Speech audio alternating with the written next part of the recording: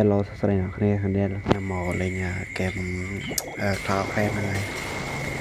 គេថាខ្ញុំយកតុប Baby Dragon មកលេងហ្នឹងហើយដល់នេះយើងដាក់ស្ដេចមួយហើយយើងទៅលេង Baby Dragon ទៅដើម្បីវាយយកកាយហ្នឹងហើយគេថាដល់នេះ